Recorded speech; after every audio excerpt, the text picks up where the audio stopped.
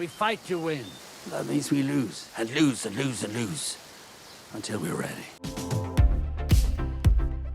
Hey, welcome back to ScreenCrush. I'm Ryan Airy, and let's talk about what's next for Star Wars TV. Should Lucasfilm make a live-action show about Luke Skywalker? Should they go back to the prequel era? A little later, I'm going to ask Tommy Bechtold and Liz Declan what they think, and I'm going to tell you my pick for a show that I think would save the sequel trilogy. But first, let me explain where we are and how we got here and the possibilities for what Lucasfilm could do next. Remember, guys, ScreenCrush is available on all podcast platforms, and join our merch store membership to get free stuff. Now, did you guys know that ever since The Mandalorian was released in 2019, we've actually had a minimum of one live-action Star Wars series every year. In fact, post-pandemic, we have had 8 seasons of Star Wars TV shows in 5 years, not including 3 seasons of The Bad Batch, 1 season of The Clone Wars, and 3 mini anthology shows. But now, the only show being filmed is the 2nd season of Ahsoka, and that's probably because that show is setting up a type of Star Wars Avenger crossover movie that's going to bring all the TV characters together to fight Thrawn. And this is because Disney has scaled back on these expensive shows to focus on movies. And really, that's a shame, because The Mandalorian and Andor prove that Star Wars stories can be great on television. Oh, but what about the Book of Boba Fett? Or what about... I'm not here to litigate all the shows that didn't work. My point is, if you bring in great writers and you give them the ingredients, then they can cook. So my question is simple. What Star Wars stories do we want to see Lucasfilm tell? So for me, one obvious answer is to recast Han, Luke, and Leia and show the events after Return of the Jedi. We've already seen a little bit of this in the comic book series The Battle of Jakku, but I want to see it in live action. Post-Return of the Jedi is the story that captures our imaginations the most. Hell, there were over 100 novels written about this era. So show us Luke starting the new Jedi Order. Show us Leia rebuilding the New Republic with Genevieve O'Reilly's Mon Mothma. Tell this story. But you can't recast those characters. Sure you can. You can recast anyone. Paramount recast Spock with Ethan Peck, and he's great. You think you can't recast Tony Stark? Kieran Culkin. There, I fixed it. After Solo underperformed at the box office, Lucasfilm took that to mean that you can't recast the original 3. But people didn't go see Solo because there was a different guy playing Han Solo. They didn't go see Solo because we don't care about young Han Solo. So, showing the aftermath of Return of the Jedi, that's one idea. But I would also like to see some of the better Star Wars comics and novels adapted into live action. Like, this is something that Lucasfilm has been reluctant to do because everything they make, even the theme park rides, are considered canon. But I've read some great Star Wars novels that would work so well in live action or animation. Like, for instance, when Disney bought Lucasfilm, they scrapped a whole season of the Clone Wars that was in development. And some of those episodes were a love story between a Jedi named Quinlan Vos and a former Sith apprentice named Asajj Ventress. And then this became the book Dark Disciple, one of the best love stories in Star Wars. We actually saw the ending of that book recently adapted in Tales of the Underworld. So I think just go back and adapt the whole thing into like a movie made for Disney+. Or there's also the incredible Darth Vader comics written by Charles Soule that show the aftermath of Revenge of the Sith and how Vader tried to resurrect Padme and build his palace, his hunt for the Jedi, and how he got the Kyber crystal for his red saber. And I would kill to see this moment in live action, when Vader is pinned down by rebel forces and he tells them, "All I am surrounded by is dead men and fear." Or there's also the great Chuck Wendig Aftermath trilogy that takes place in the immediate wake of Return of the Jedi and features mostly new characters, perfect for adaptation. Or they could also take characters from Andor and give them a spin-off series. Like, for instance, what did Vel's life look like during the rebellion? Now, the great thing about this is, Ah, it's the ghost again! Person, get the vacuum. it's not a ghost this time. Our electricity's just acting up. But why are the lights over here fine? Person, you are cursed. No, I'm not cursed. It's just a broken switch. I'll take a look at it later. Well, how do you know about all that? Well, I learned about circuits and electricity over on Brilliant. They're the sponsor of this video. Brilliant helps you to learn something new every day. You can learn about the science and modern technology like me, or develop problem-solving skills with Brilliant's algebra courses. Ah, person, is that math? Math puts me to sleep. And it's not the good sleep, it's the bad sleep with the monsters.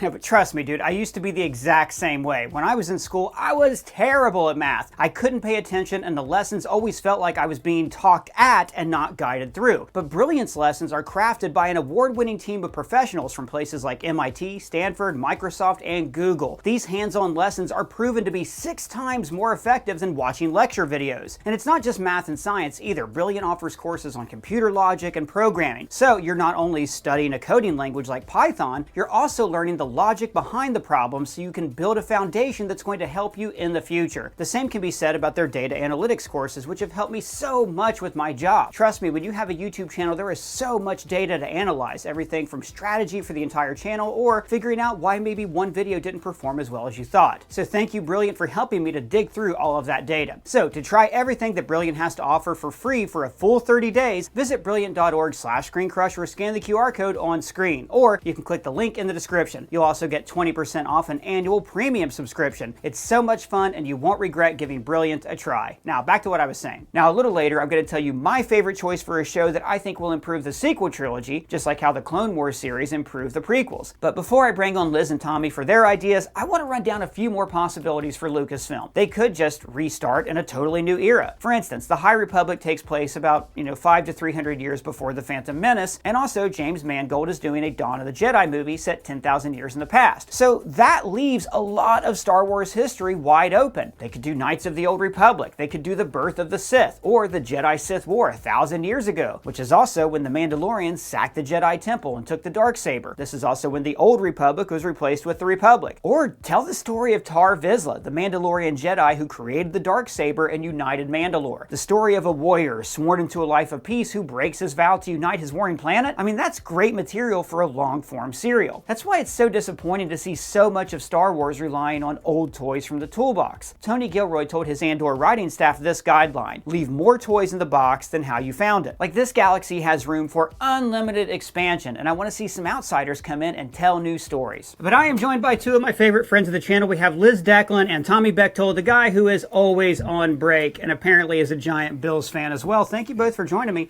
I guess my first question here, I'll throw it out to you, Tommy, is before we get into the kind of stuff or specifically the shows you hope they make, what do you think about the state of Star Wars TV right now? I mean, I'm riding high on it. I absolutely loved Andor. I'm a pretty home team guy. I love most Star Wars content. I'm not hypercritical of it, but I do have my qualms with some of the shows. Some of them lose my interest faster than others.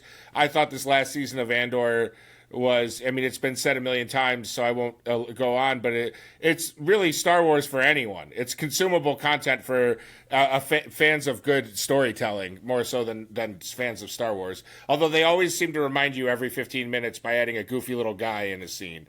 Whenever it's getting like too much, like it might just be like a good spy drama or a good like war movie, like a little alien guy will come up and be like, "Whoa!" And then you remember it's Star Wars. I don't know about that. The closest thing to that I can think of is the old lady in episode 10, in the hospital. Well, but I also think at Mon Mothma's daughter's wedding scene, there was like that wacky guy dancing around.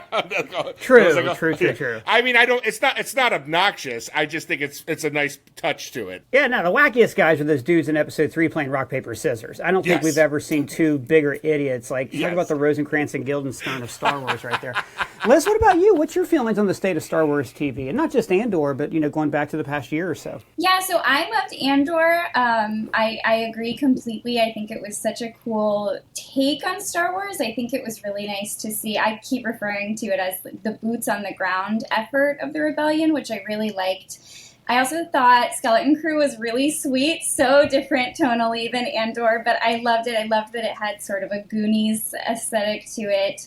In terms of how I feel about TV, I was glad at Star Wars Celebration to get a few more announcements and a few updates because for a little while it seemed like they were really steering away from television, especially live action TV shows. So I'm still curious to see what we're going to get with that because we have Ahsoka season 2. Obviously, we just had Tales of the Underworld, which was animated. We have Maul, which is animated, but I really like the live action, so I'm hoping we get more of that too. Yeah, they haven't announced one. And it's interesting because, neither of you I noticed mentioned The Acolyte, which for the wrong reasons was very controversial. But I also think just in general it was a show that I think should have had a second season. There's an interesting little division in Lucasfilm right now between these new people they're bringing in, like Leslie Headland, Tony Gilroy, John Watts, who kind of get to play in the galaxy.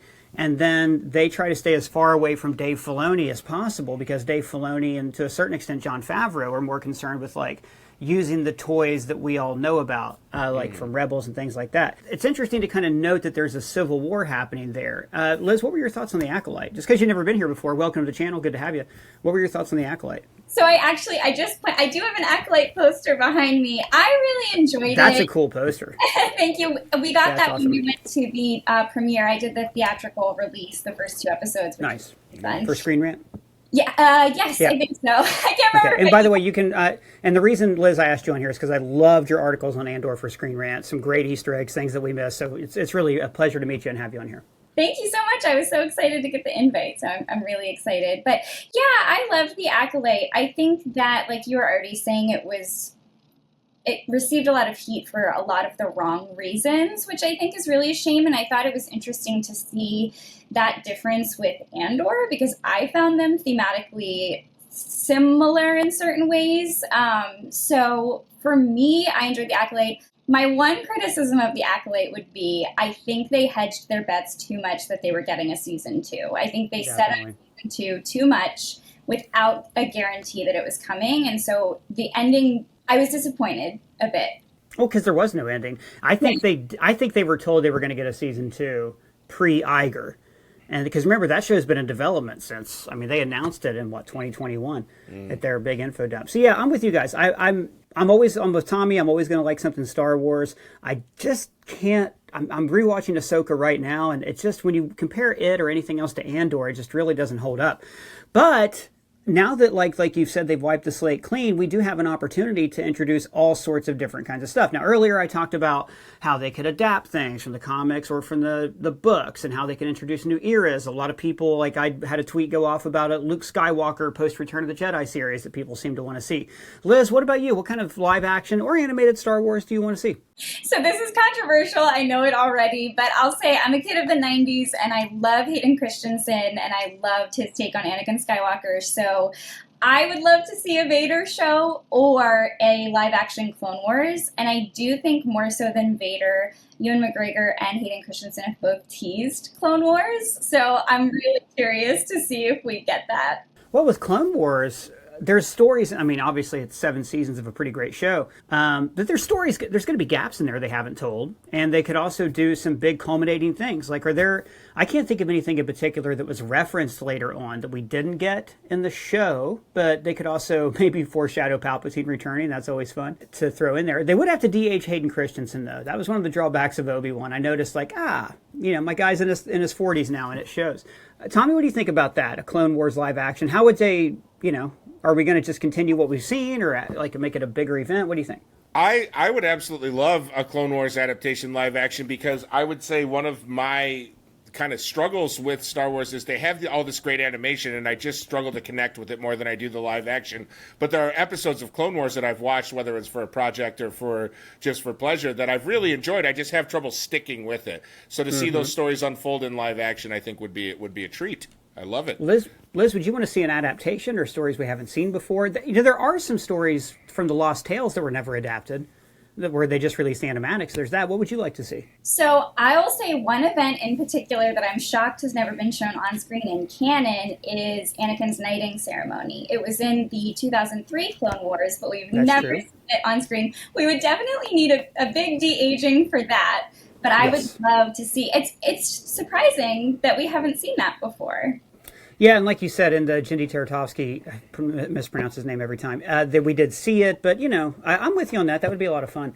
I kind of think your idea of a Vader show is just a win-win for everybody. Like those Darth Vader comics, both runs were fantastic. And earlier I talked about how, there was the one run that was right after New Hope where he finds out that Padme didn't die and he starts to plot against the Emperor. And those comics did a great job of showing, hey, how does Vader get to the point where he tries to usurp the Emperor and ask Luke to join him? How does he get to the point where he turns to the good side? So you could do that. Or there's this amazing 20-year gap where, we've seen it explored, but we haven't seen Darth Vader explored that much. We haven't seen him hunt down the Jedi Knights. The first few days after, he turned to the dark side, what was that like? It's been in a comic, but, do you guys want to see it in live action?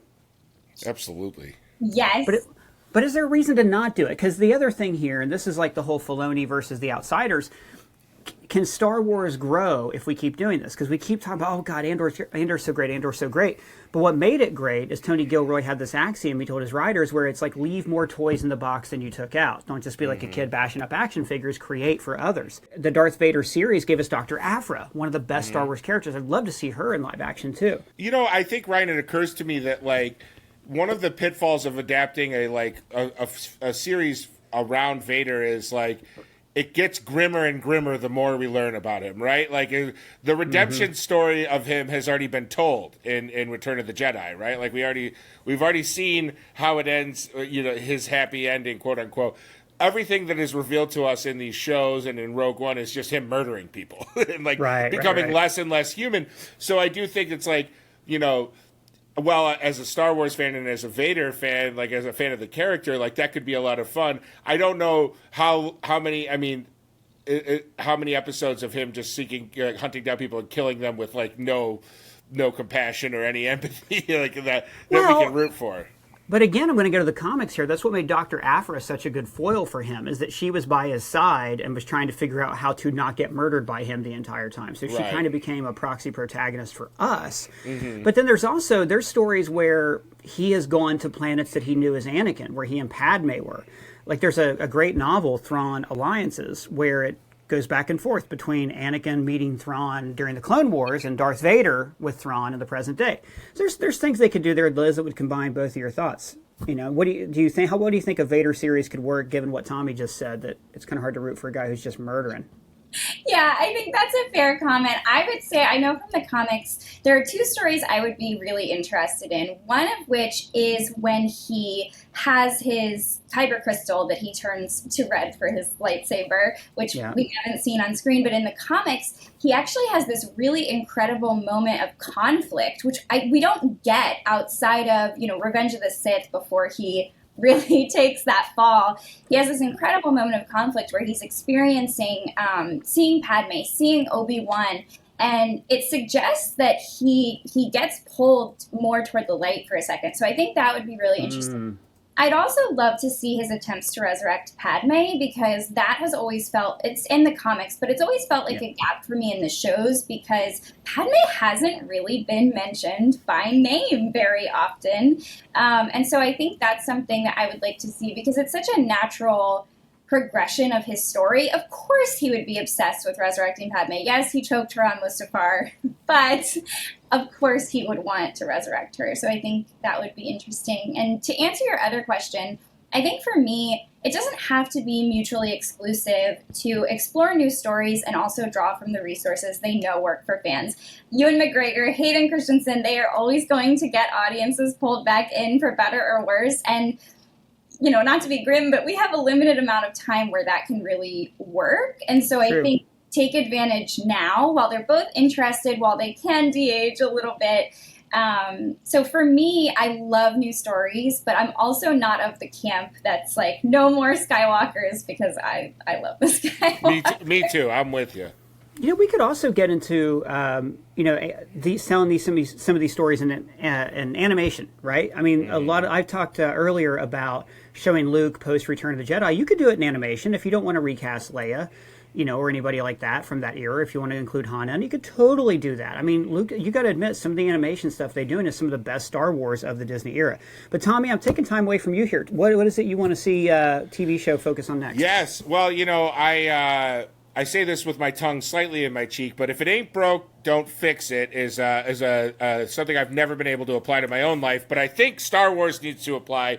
I would like the creative team behind Andor to do a show set on the Yavin Rebel base. I think, and I would like them to keep a similar structure to season 2 of Andor, where each year is 3 episodes, and we can explore from the creation of the base all the way up until, you know, the destruction of the second Death Star. You know, like how just, and we have so many characters we can pull from Star Wars Rebels, from books, from comics, all of these characters that are fan favorites. Now that could turn into a bit of a Love Boat type show where it's like Celebrity of the Week. Yeah, I was about to say, it sounds a little bit like we're going to do a sitcom with a laugh track, and it's going to focus on the doctors in the war, and they're going to... yeah, right. Well, I mean, listen, my brain that only produces, you know, critically panned material, would love that. I would personally tune into that show every week. But I do think you could make, keep it in the tone of Andor. This is war. We are in a rebellion right now. There are huge losses and huge gains being made every day, and there's these decisions that are like one person waiting just a second too long can like put the entire rebellion in jeopardy, or one person making an impulsive decision and giving someone permission to go off on a secret mission can propel the rebellion forward. I just think like the soil is fertile for that type of material right now, and they have the right team in place. I don't know that Tony Gilroy would want to jump in and do another show anytime soon, but there are other people that worked on that show that can follow his message, other writers, and obviously the team that made Andor look the way it looked. So that's really what if I had my druthers, what I would have. Well, let me advance that just a step further. I got an idea. I'm going to build on it like we're in a writer's room. I like it. For one thing, I'm going to go ahead and add in the caveat. Maybe it could be animation, but I prefer live action. And you're right, there are other people involved besides Tony Gilroy. Give him an executive producer credit. So he makes the money on it. But that show did leave us with Willman. It left us with Vel. It left us with, probably not Bix because she's going to be raising her kid, but it left us with all these other characters who we don't really know the fate of. Hell, even Dedra Mira. What happened to Dedra after Yavin? But if you read the comics and you watch Rebels, there's all these characters floating around, like Kes Dameron, Poe Dameron's mother. All these different people who are out there at the same time, but we never got to see them interact. I always thought Star Wars Rebels, before it came out, was going to be about the rebellion as we know it.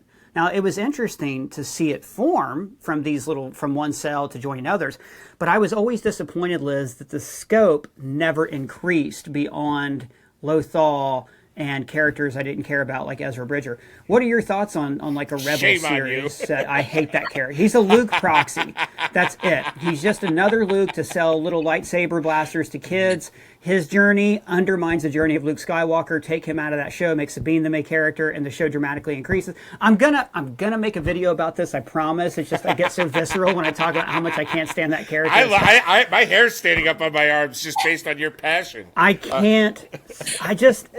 I get that it's a show for kids, but like if you watch the whole thing chronologically, you watch this, oh wow, this Ezra guy seems like he's the main character. And they're like, oh, he's not. Which, by the way, it's hilarious. I don't know if you guys have watched Andor, then Rogue One, then New Hope, but it's hilarious to see Han and Luke swoop in and get medals at the last minute after everything else these guys have done. And people complain about Chewbacca not getting a medal. Where's Cleia's medal? Where's Belle's medal? Where's Cassian's name on the medals? wall? Yeah. There should be an entire wall of like a memorial wall to all the people who gave their lives in much more high stakes. I mean, I'm sure there is. They gave one to the clones, but it was like in a part of Coruscant nobody ever went to. Liz, what about you? I want to give you a shot here. What do you think about a Rebellion series, live action or otherwise? I would love that. And I think one thing I was so glad Andor didn't do, I breathed a sigh of relief at the end of season 2, was they didn't make these characters linked to the major heroes of the original trilogy, for example. So the rumor that Kleia was really Leia, I hated, in part because it's so goofy to think her cover name would rhyme with her. Yeah, just put a KL in front of it. No one's going to notice. Yeah. Or that she was Cassian's sister. They didn't do any of that stuff because not everybody's going to be related in a galaxy full of trillions of people. Right. Yes, and I think that was so realistic too, right? It's not realistic that he would have found his sister, and I think it's beautifully painful that in the end he never does, right? We know he dies in Rogue One, so that's never a resolved plot, and we don't know what happens to her. I know a lot of people are assuming she died, but I think it's almost as sad to think she's just out there somewhere. So I never knew her brother was a hero. Right. I think that's realistic. So I would absolutely love that. There was another rumor that Luthen was a Jedi survivor of Order 66. I'm so glad that was... We did a video on that I didn't think was accurate, but there was this Star Wars Insider short story that was about a former Jedi turned art collector, and I was like, all right, I got to mention this. This is too interesting but I'm glad they didn't do it. So I would love that. I love Rebels, though, and I do think Kanan is one of the best examples of a Jedi we get in Star Wars. I just absolutely love him. I think he's such a good example that attachment is so much more complex than I think the prequel trilogy presents to be, because he's not possessive, right? And that's the big difference between, I think, Kanan and Anakin in terms of their romantic ties. Is Anakin was very possessive, especially of Padme. A little bit. Yeah, just a little bit, yeah. Well, and in the way, you mentioned it earlier, but in the way Anakin tries to resurrect Padme is also very possessive, because he's not trying to do it for her at all. He's doing it for himself. And never even seemed to... I mean, you know, never mind. Yeah, he's doing it for himself. You're absolutely right. Do you think, just to circle back to what's really important here, Liz, do you think Ezra's a good character, or do you think that the show's dramatically improved without him? I mean, I also like Rebels. Rebels has some good episodes, but then they also have episodes where Ezra calls himself Jabba the Hutt that make me want to throw things at my TV. What was your thoughts on Ezra?